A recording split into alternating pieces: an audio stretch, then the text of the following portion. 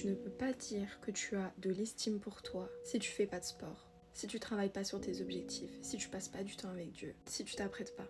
Tu peux penser que c'est beaucoup dans l'apparence, mais je t'assure qu'une femme qui s'aime, ça se voit.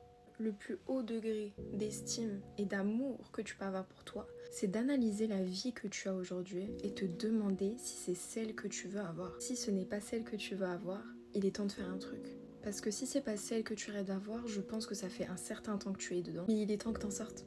Ça y est, il est temps. Et je pense que des fois on attend vraiment ce déclic, ce truc qui va nous dire allez let's go, ça y est je sors. Bah voilà, le déclic c'est cette vidéo. Donc s'il te plaît, réalise que si tu dis que tu t'aimes, il faut maintenant que tu poses les actions.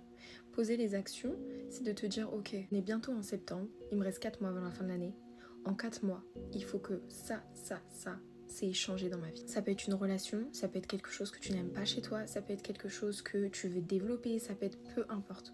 Mais ce truc-là, c'est par exemple, tu peux prendre 3 choses, tu te dis ces 3 choses-là, à la fin de l'année, il faut qu'elles aient changé. J'ai vu vraiment ce changement. Je t'ai créé un plan d'action pour y arriver, le lien est dans ma bio. C'est celui que j'ai utilisé qui a transformé ma vie jusqu'à aujourd'hui. Comprends Mago que peu importe ce que tu dis de toi aux autres, ou même à toi, tant que tu n'agis pas comme cette femme-là, tes mots ne valent pas grand-chose. Ça peut être dur à entendre et je veux pas forcément que tu sois mal par rapport à ça, mais je pense que des fois, on a vraiment besoin qu'on arrête de nous brosser dans le sens du poil et nous dire les choses pour nous réveiller.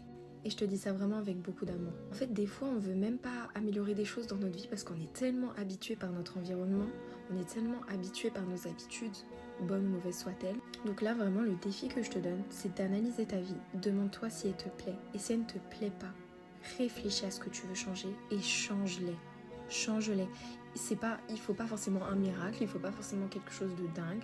Des fois, il faut juste que tu fasses un choix, ou il faut juste que tu passes à l'action et que tu arrêtes de te poser 36 000 questions.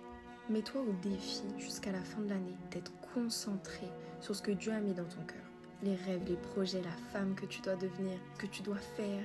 Donne-toi 4 mois. Donne-toi cette chance-là pendant 4 mois, te donner à fond sur toi. On en reparle en décembre. Si pendant ces 4 prochains mois, tu veux vraiment voir ta vie être transformée, tu veux avoir des prises de conscience, tu veux évoluer, que ce soit dans ta vie, dans tes projets, tes objectifs, dans ta relation avec Dieu, dans ta vie de femme, dans ton mindset, abonne-toi Mago parce que ces 4 prochains mois, on va avancer ensemble pour devenir les femmes qu'on doit être.